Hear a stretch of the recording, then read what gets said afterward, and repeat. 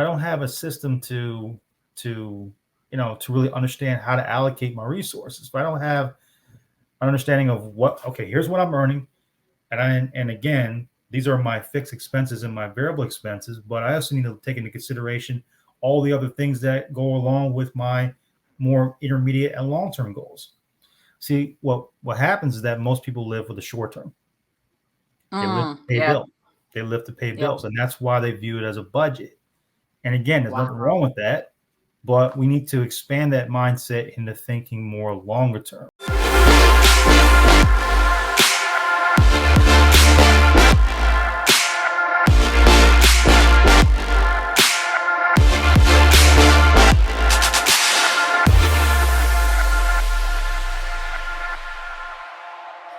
Hey, entre leaders, happy Wednesday and welcome to the 56th episode of the Leaders Lab podcast. Today, we're talking all about money, and we're going to be learning about the financial do's and don'ts for 2022.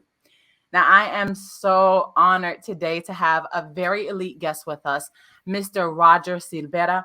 Born and raised in New York, Roger takes pride in being immersed in the community in which he lives and works. Since 1999, Tampa Bay, Florida has been his home. Roger places a great focus on financial education as he began his career as a champion and advocate for financial literacy. In working with physicians and dentists, consultants, and family-owned businesses, Roger plays an active role in bringing a fresh perspective to the financial conversation in America. He spends a great deal of his time working with CPA professionals, enrolled agents, SBA lenders, hosting and speaking at retreats and associations, and providing workshops and seminars and teaching others how to engage people as it relates to finances.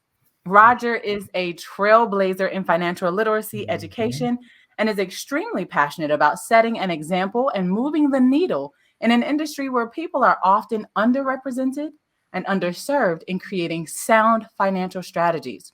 Roger believes in empowering his clients to have a seat at the table regarding their financial matters and engaging in the crucial conversations necessary to take control of their financial future. Now, he currently specializes in creating financial strategies for primary decision makers, helping lead them to a path of financial wealth, empowerment, and peace.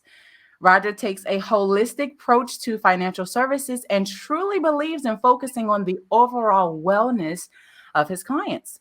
Now, as a graduate of Code College with a bachelor's degree in business administration, he also holds Series 6 and 63 licenses, as well as life and variable insurance licenses. He is a board member of the Secured Finance Network of Tampa Bay, which empowers lenders and those seeking capital with tools and resources necessary to provide capital to businesses throughout the Tampa Bay area. And this is why I am so elated and honored to have him as our very special guest in the lab on today. Will you please put your hands together and help me welcome our very special guest, Mr. Roger Silvera. Hola. Welcome to the Leaders Lab, sir. Thank you so much for joining us on today. It's an honor. Thank you so much for the warm and kind introduction. That's awesome. Well, I mean, you have quite a track record, and you know something.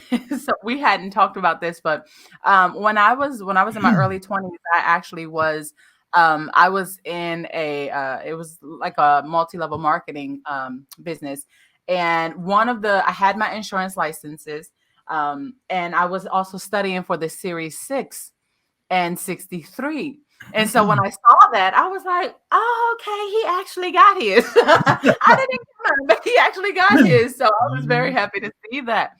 Yes. So, wow. So how did you first become interested in learning more about money? I think the aspect of money is a very broad topic. It's a topic that attracts people, and it's a topic that repels people. And I think it came down to really just coming down to a core purpose and value. I definitely want to help people understand really how to look at their financial decisions in a more clear and concise way. My firm is called Compass Financial Pathways. That's what we help people identify and fine tune their compass and help them produce a direction that they can use to alter their financial life, for the better. The one thing that I love about, money and just really understanding how money works, I think is just it's an ongoing educational process. It never ends. And there's Mm. so many dynamics to money and its usage, its properties and how it works. And to many, it can be a very, very bewildering experience, but it also can be a very rewarding experience at the same time. So I Yeah. think it also comes down to mindset and how people view money in particular. Obviously, as people growing up, depending upon their background and what have you, everybody's financial thermostat is set at a certain temperature. And Mm. so it's either A, you're constantly attracting new money and new opportunities, or you're repelling it because based on the way you think. And it's just a lot of different things that ultimately that people have gotten into from a belief perspective that is causing issues in their life. And it comes down to having a foundation. Okay. Foundational aspect to money is really mindset. The whole adage of, you can save your way to wealth. No, you can't. You have to Wow. produce an income. You have to produce an income. That's really where it starts. And in this day and age, you will get crushed if you're not efficient in that. With inflation being the way it is, with interest rates being as low as they are, with the expectation that they're going to increase moving forward Mm. um, through the course of this year, we're in a different environment than we were 10, 20 years ago. Yes. I'll share this because, like I said, I want to kind of keep my comments general in nature. Nothing specific here because obviously with rules and regulations, I have to be careful on my word usage and things of that nature. Anything I share today, ladies and gentlemen, is all educational based. And for those of you that need more specific advice and ideas and strategies, please go to your counselors, your advisors, and whoever you are working with to ensure that the merit of those particular strategies is beneficial for your situation only.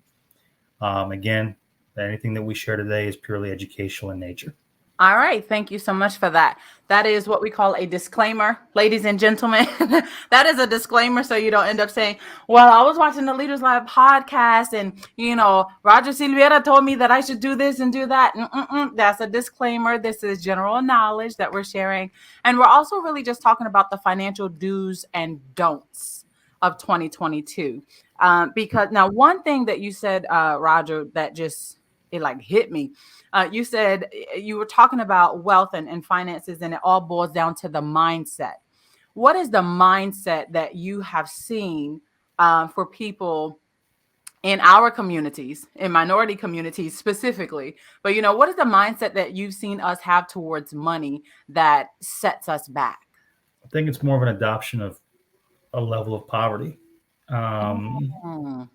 it's an adoption and a belief that we're not worthy enough to have wealth and riches and things that ultimately you would see not indicative of minority communities in general, Wow. which is an ultimate fallacy. Nowadays, you see women specifically, African American women, and Hispanic women specifically, earning a huge level of income these days, and commanding executive roles and running large businesses. So the acumen was always there. It was Wow. always there. It was hidden because of the fact that there's an extensive level of racism and sexism and nepotism and all the different isms that you can think of were a veil across that. Mm. And I think now a lot of that has been blown up, where now you're starting to see breakthroughs. Now, because of those breakthroughs, the animosity's gotten even thicker because now it's like, okay, well, they're taking a lot of the roles that were once reserved for a Caucasian woman, right? Yeah. Yeah. And or a man. Now, again, we're light years where we need to be. I mean, you look at, the NFL and the hiring practices in the NFL, there's only one African American head coach, right? And there's no African American owner, and for that matter. So Wow. those are things that are indicative. It's real. Why do I bring up that? Well, again, we can only do what we do. And what I'm saying is, from the standpoint is creation of our own opportunities. If not going to be bestowed upon us, we're going to have to create them. I love it. We're going to have to be able to create them in large order, and to be able to have our leadership skills to a point where people are attracted to the message that we, share, and they resonate with that. Because to me, leadership in this day and age is everything. Yes. It's everything. Yes. How you lead yourself is how you're going to lead others. And if you can't lead yourself in a financial sense, from a money perspective, how the heck can you lead your family? Wow. So it starts with you. I had to learn that the hard way. I had to learn that the very difficult hard way. I got myself into some crazy credit card debt that ultimately was a huge setback for me, right? And I'm transparent when I say that, because I want you all to resonate with that particular aspect. I'm human just as anybody else, The fact is that, one of the things that makes leadership what it is that there's a vulnerability behind it. And in our way of looking at money and the decisions behind money, you have to own where you are. Mm-hmm. If the decisions that you've made up to this point are not indicative of success, find mentors that can help you. Yes. Find advisors that can help you, right? Not somebody that can sell you stuff. It's real advice, knowledge, and expertise that you can rely upon, that you feel like you're actually gaining something of value because you're an active participant in your own rescue. And I think that's where money decisions start. It just starts with you having the mindset that I'm going to conquer this one way or another. And then you being able to channel that energy into an action plan that attracts the resources that you need. So I'm glad that you mentioned action plan. How do we actually create an action plan, a financial action plan, which in this case, I guess we can call a budget. So how, a financial action plan, a budget for ourselves, starting out, how in 2022, how do we create a budget? So I'm actually going to use a different phrase, because I actually hate the word budget. Okay. I'm going to use the phrase called cash flow plan. I like it. Cash flow plan is more macro. Okay. And it's indicative of, just think of, I've got a finite amount of money, and I got to look at different time frames indicative of different objectives. Okay. So yes, I'm all for having 6 to 12 months worth of money, put away to cover expenses should you not be able to earn an income. Yeah. Right. Those are basic things.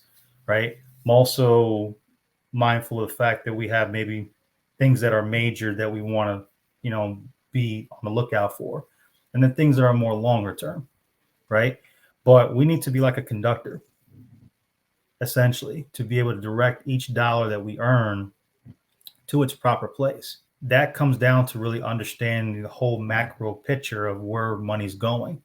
From the time I earn it to the time it's consumed and gone forever, there's a story and a narrative in between those two endpoints. How do you define that story? So you have to know, okay, well, this is what's happening currently. And there's a myriad of different things that take into consideration, things like taxes and stuff like that. And again, we won't go into deep in the weeds with all this, but the fact is, when you look at your money decisions, you want to create a cash flow plan.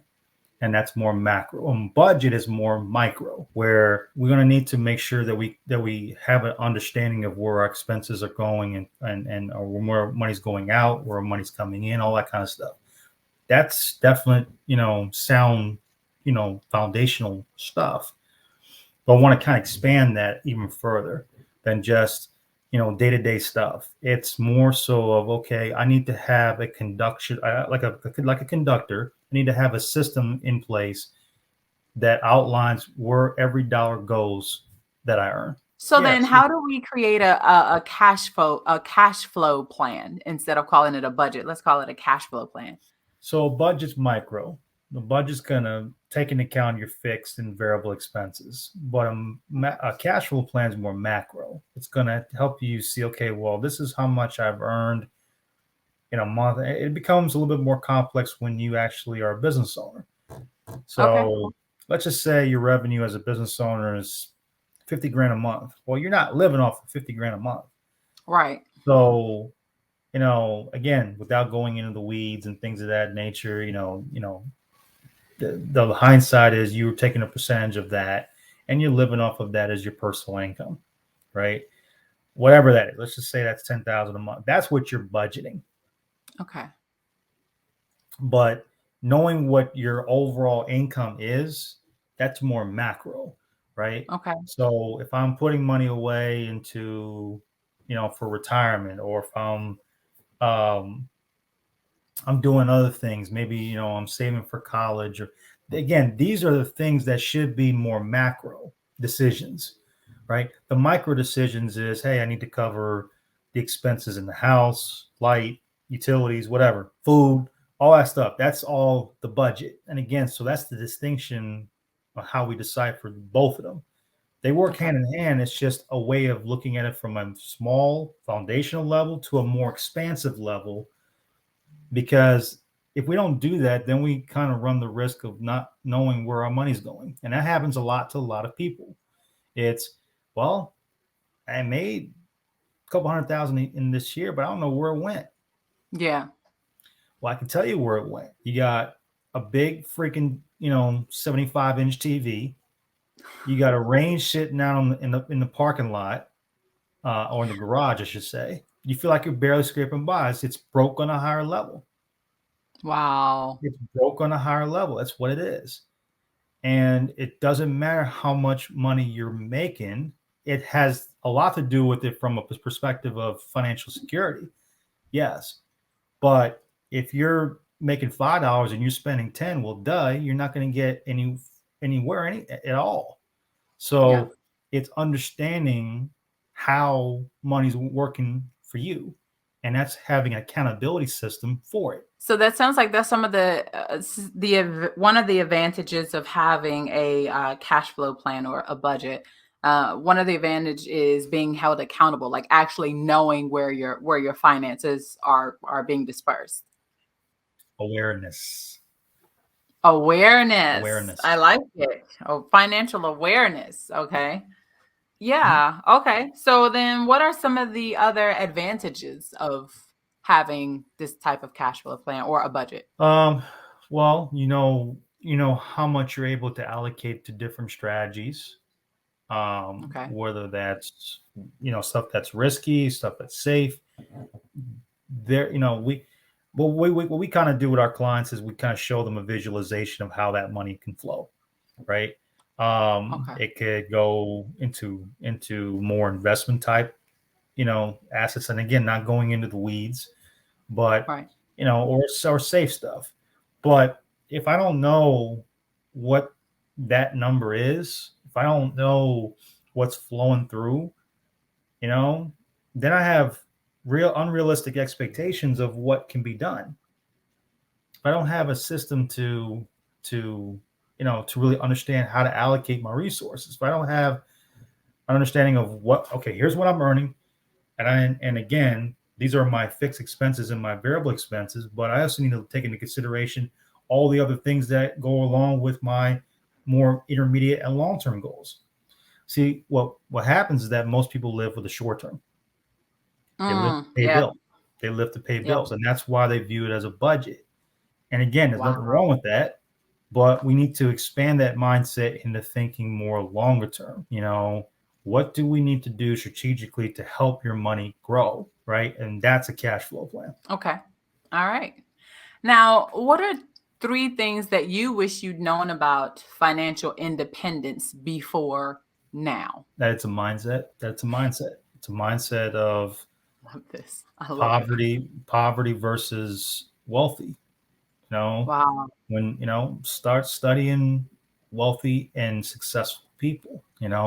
Look at what they do, look at how they think, look at what they say, how they walk. There's just different things that you can pick up, and consequently you start to adapt that, and you start to create your own life philosophy. Your life philosophy then determines your thermostat in everything, how you Wow. view money and all those types of things, right? But if we're having poor conversations, well, guess what? Our poor conversations are indicative of poor habits, and that is indicative of poor income and all that kind of stuff, right? Because you don't see options, all you see is obstacles. Wow. Right? Now, here's a difference. A wealthy person still sees obstacles, but they see the opportunities in the obstacles. Yeah. And that's the difference. That's the difference, right? We got to stop looking at each other as, well, I didn't have these opportunities because of this. That Yeah. whole thinking is garbage, straight Yeah. garbage. Yeah. And if you find somebody in your circle doing that, look, with all due respect, get away from them, because that's just not, it's not going to look, it's just not going to cut it. There's many different types of people doing big things in this world. Heck, you're in China. Yeah. You're in freaking China. I know. I say it all. If that doesn't help people understand that there is a mindset to opportunity, what does, right? Yeah. What would cause you to go out to China and actually do the things you're doing right now? Well, it's mindset. Wow. And that's really it's an aspect of, okay, once I have a mindset, now I can start to be able to attract different types of opportunities. So your mindset attracts the opportunities. Yeah. I remember when, I was thinking, damn, 10,000 a month is a lot of money. Yeah. Yeah. Now it's more like six figures is a month is where we need to be. Yeah. How do we get there consistently? Right. Those are the types of things that, come from an adaptation of your habits and your mindset and being around things that are going to stretch you. Yes. Yes. Because your money mindset is a thermostat. I keep going back to that.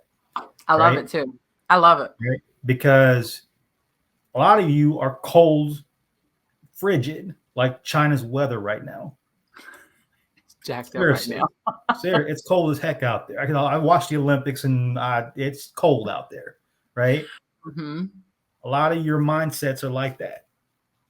Instead of being like Tampa, Florida, where it's freaking nice and warm in February. You don't have to brag about your weather right now, Right.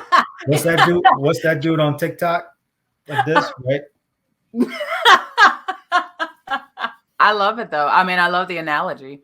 Definitely. Mm-hmm. So how do we get that? Well, I know you mentioned getting to that money mindset is all about listening, like studying wealthy people and doing other things like that. So what else? Yeah, there's tools, and again, you have to be inquisitive. I would say start really looking at, look, saving is part of it. Mm-hmm. Yes, you're going to have to put money away. You're going to have to put resources away. Wherever you need to start, if you need to start small, do it. And then start to expand your income. Looking at different sources. Is the level of income, or in fact, the financial vehicle that you're in currently, is that going to be adapted to you being able to get to where you want to go financially? And you got to ask yourself that. You may love to do X, Y, and Z, but if X, Y, and Z is not paying you, well, guess what? You can be in X, Y, Z all day long. You're going to be in a heck of a lot of trouble if you're not earning any income. So we got to be understanding of certain things. And again, you're going to have to be in things maybe you don't want to be in, ultimately, to get to where you want to go. Yeah. Entrepreneurship and money mindset and things of that nature. I read different types of books. One book I'm reading now is by Nicole Lynn. She's actually one of the top sports agents in the entire country. She's flat out amazing. Okay. She African American. She's she's a trailblazer, not only women, but also African American women in sports and being a sports agent. So she's got a book called Agent You, and Agent You is about adopting this mindset of, breaking down barriers. Much of our money mindset is breaking down the barriers that were once there. Mm-hmm. Right. Um, you know, it's your image. It's, again, everything's foundational. It's your image, everything. What we tend to do is we tend to look at what everybody else has, and then we tend to overextend ourselves because we need to be able to be important, and important doesn't pay you. No, it doesn't. So what will pay you is you being intelligent about where you need to spend and put your energy into things that's going to produce income. I'm always studying different income sources, whether Okay. that's real estate, whether that's, different types of different, elements. I'm into that. I love that kind of stuff. Again, an inquisitive mind will always attract new opportunities like honey. If you are one that doesn't have that on your mind, and it's constantly about things like gossip and what, so and so did, well, again, your mindset is going to be indicative of what your results are. So it comes Wow. down to all that stuff at the end of the day. And so to some, that might be harsh. It's the reality.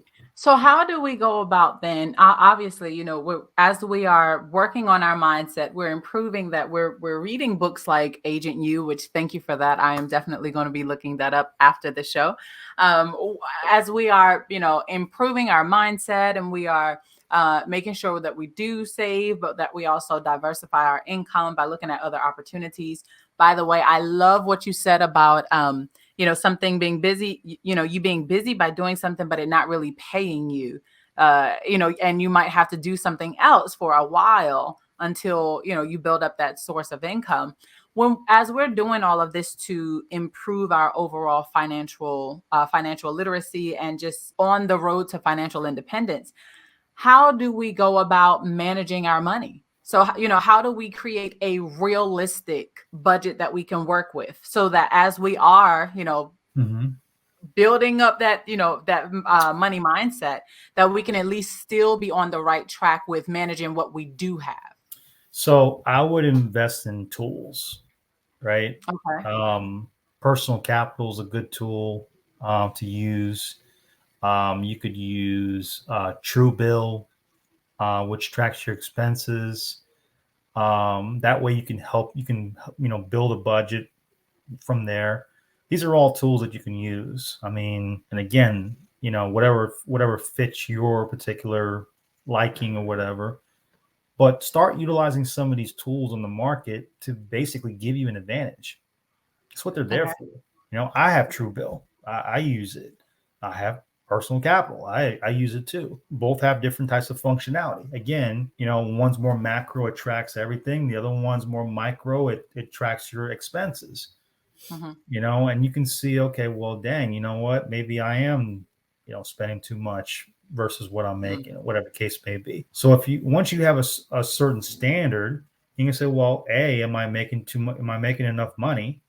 And if you're not, then start really looking into sources of income that you can do, that will bring in a financial, searching for a financial vehicle that's going to bring in the type of income that you desire and that can be able to support you in the long-term mission. If you're looking to be a business owner or be in business as an entrepreneur, you're going to have to learn how to generate revenue, period. You're not going to be in business for long if you can't generate revenue. Because it's crazy how many people say, well, I want to be an entrepreneur. I'm like, well, if you don't have the skill sets, you need to learn them. And there's certain types of skill sets. There's selling skill sets. There's listening skill sets. There's negotiating skill sets. There's different types of skill sets that you're going to have to learn. That takes money, right? So, your job is your seed money. And if you're not in a job that is producing the level of income you desire, well, guess what? What needs to be fixed? Your skills, how you present yourself, all those kinds of things, so you can command the type of income that is ultimately worthy of your standard. And that comes back to another thing I want to mention. Everyone's got to have a certain standard. There's a benchmark. Look, if you don't have a certain standard for yourself, then no one else will. And again, coming back down to how you manage your money. If money is just something that you just throw around, then you have no standard for it. And therefore, it will leave you faster than hell. I'm thinking of very short marriages that have taken place over the years, right?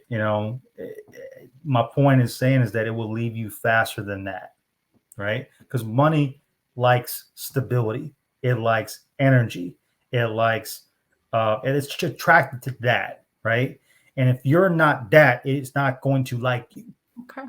I appreciate that. I think for me, I wish I had gotten around mentors that I know now way back when, right? Before I got into the credit card situation I did, right? As an example, right? Because I didn't have a money thermostat. That didn't mean nothing. 10 years ago, that didn't mean, 15 years ago, that didn't mean nothing to me. Right? Okay, wait. When you say money thermostat, like, what do you mean specifically by money thermostat? Are you just talking about mindset or? So people that earn 50, 60,000 a year have a certain mindset versus somebody making $500,000 a year, because it's the thoughts and their expressions and how they feel, right? Yeah. So if they feel that earning 150,000 a year is beyond the pale of imagination, then they're never going to get there. Their mind cannot conceive that. So that's their thermostat. Their thermostat is set at that particular level. Wow. Okay. So in order to increase that thermostat, you got to be around people that have $150,000, $200,000 type of mindset or thermostat. Wow. Right? Okay. And for me, I want to be around 7-figure type, 8-figure type mindsets. Yeah. Because, that's going to challenge you. It's going to push you, right? I can't teach somebody how to make 7 figures because I've never done it. Yeah. I can definitely teach you how to make, 6 figures, multiple 6 figures because I've done it. Yeah. So those are things that are, important to understand. Gotcha. That's your money thermostat. Your money thermostat comes from you being able to be around the right people and the right resources. Okay. I like that. Okay. Mm-hmm. Thank you for explaining that, because, you had said money thermostat a couple of times, and I'm like, is that the mindset or the people? Because here's the thing. If you don't get around that, let's say you luck up and you earn X amount, then what happens is that you're going to spend it, or you're not going to earn that again, because again, your mind doesn't know how to handle it. Yeah. Okay. So then you're automatically back down to the original temperature that you were before, until you get around people that can stretch you. All right. I get it.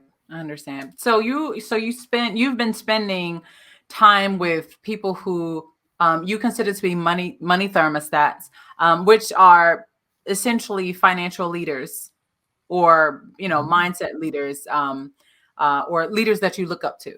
Yep. And so as you've spent time with them, what is one characteristic that you've seen them possess that you believe that every leader should have? The 2 greatest words in the English dictionary are I am. Okay. I am worthy. I am present. I am, X, Y, and Z, right? Successful people, especially ones that I know that have done well in business and what have you, they have a command of I am. They know who they are. Okay. And they affirm it every single day, right? And you can't help but to be not only inspired by that, but then to never be complacent. If you're going to be around them, they won't let you. And then 2, you should never let yourself be in that position, because it's easy. Look, I work out 4 times a week in interval training, and then I play competitive sports. So sometimes, and I'm almost 45. So for me, people be like, well, your muscles, are sore, that kind of stuff. You need a rest. Like, look, yes, you got to listen to your body, but you also got to challenge your body to get to a certain stage. It's the same thing with money. right? So if if you're making X, Y, and Z, and you've been consistently making that, now you're gonna start to stretch and beyond and say, look, I know I'm worthy of X. Yeah. I'm making this, but I know I'm worthy of X. Now, what do I have to do to get to that level? Who do I need to work with? Who do I need to seek out?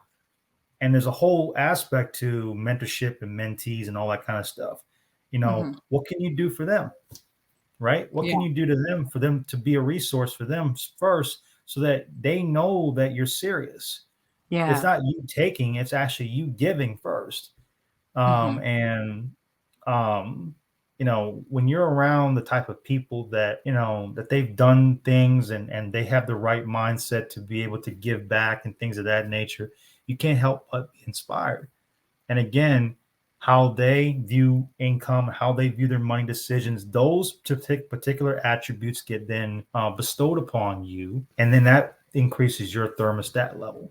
Because now you say, well, you know what? Now I'm worthy of that. It's Yeah. taken me 10 years to really be able to master that. Not even master that. Get to a high level of proficiency at these particular concepts. As a result, it shows in my income and shows in my ability to create new things because my mindset is at that level, right? Okay. Now, it's not a level where I'm making 4 or 5 million, 10 million a year. It's not at that level, right?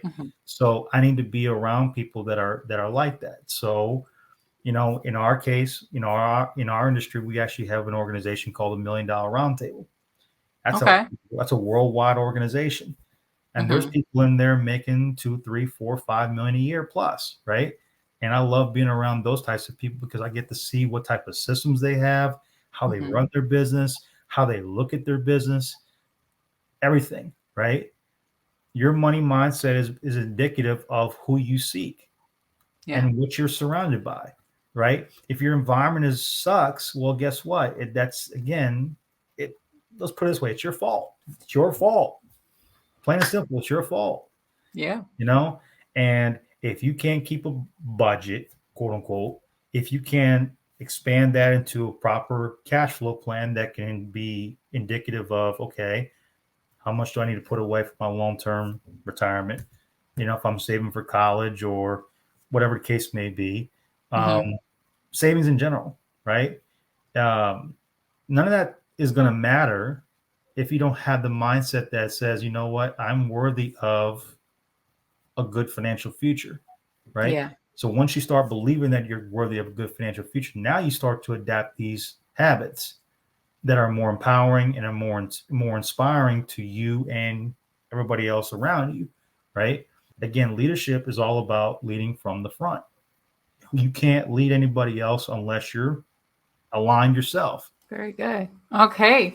Well, listen, I have been for those of you listening to the podcast, you're like, she didn't say as much because I'm a student. Okay.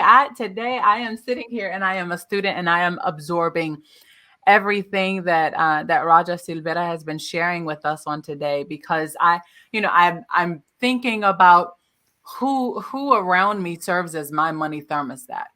I mean, honestly, when you sit in the midst of wisdom, it should cause you to reflect on where you are currently in your life and the next steps that you need to take to get to where you want to be. And so many times we only focus on what we have coming in. We forget to focus on uh, who's around us as well. That influences our money, that influences our wealth or the lack thereof. And so I appreciate Mr. Silvera being with us on today and sharing these really good nuggets of truth to help us make sure that we listen. The first quarter is not over yet. Okay, No. it's although March is like tomorrow, we still have time. We still have time to really get ourselves together, especially if you focus on having the right mindset. If you focus on having the right mindset. And so I personally, I think Roger is a good connection to have, someone to help guide you in the right direction if you need that type of a money mentor, or even if you are looking for maybe some financial services or financial advice. So, Roger, can you tell us what's the best way for us to connect with you, for our listeners and our viewers to connect with you on today? So LinkedIn is definitely the source to go to. I also have a newsletter Okay. on LinkedIn that's called Find Your Compass. And Find Your Compass is designed for small business owners, but there's a lot of things that I share. I shared an article today. It says, "Are you a hoarder of past success?" Wow. Are you a hoarder of past success? So in business, it's always easy to reflect on past success and smile. And those moments that we feel very empowered, right? Sports, business, whatever, right? But what do championships teams do when then they have to go into a next season with a completely different mindset? They have to let go of that, whatever that they did, that was wonderful. And that's hard to do. Yeah. So new ways of opportunity come a knocking, but if you're not prepared for what the next challenge is, it will go to somebody else who is. So Kobe Bryant had a saying that they asked him, "What does success mean to you?" Or what does winning, I should say, mean to you? Mm-hmm. And he said, "Winning is everything. It's everything." There's a line from another book called "Winning" from Tim Grover, which was Kobe's trainer and Michael Jordan's trainer. Okay. Somebody that I've actually gotten to take one of his courses as well. You want to be smacked around and really get an understanding of championship mindset. Tim Grover's the man. Okay. And so to this effect, I kind of ad-libbed a little bit, but winning smacks you in the face and leaves the room, all while turning out the lights on you. Because the thing is, I think we get complacent. We get complacent. So when you have a good year financially, now all of a sudden you think you're the big cheese. Mm. And so the humility now has left us, and all the habits and all the things that you did to get there has also left you. Wow. And that's why I go back to what I talked about mindset. The thermostat is, in order for us to have, an understanding of money, we have to be able to earn at a level that's indicative of being able to put away significant levels of income away. Right now, in this day and age, it's very difficult to survive on less than six figures. It just is. Yeah. Yeah. It just is. It's just put it that way. I mean, that's the reality. And so in that regard, how much do we need to put away monthly or annually to be able to replicate your standard of living today at some point in the future? That's one of the biggest questions that you'll ever have to get answered in your lifetime. And it comes down to really being able to be smart about how much you put away versus how much you're currently spending. I would like to say there's a tug of war between your current and future lifestyle, I should say. There's a tug of war between your current and your future lifestyle. I like that.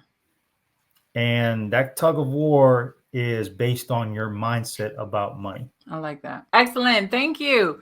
You're welcome. Well, listen, y'all, everyone, I hope that you truly enjoyed this this money management segment of the Leaders Lab podcast on today.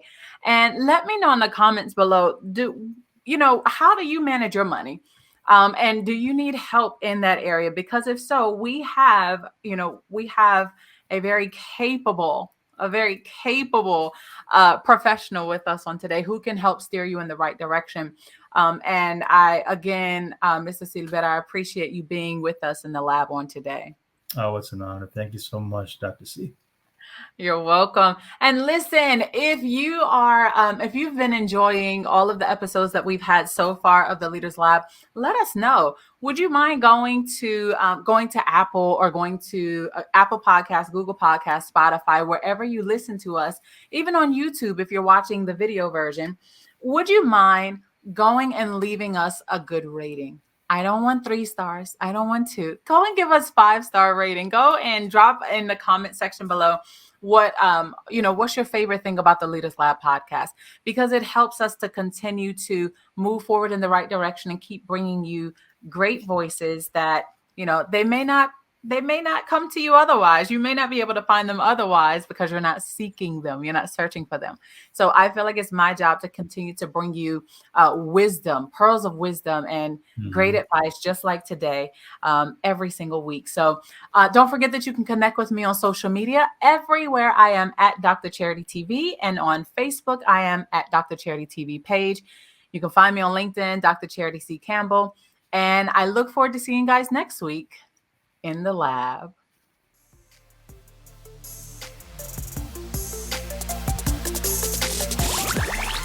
Thank you for listening to the Leaders Lab podcast. Visit our website at www.drcharitytv.com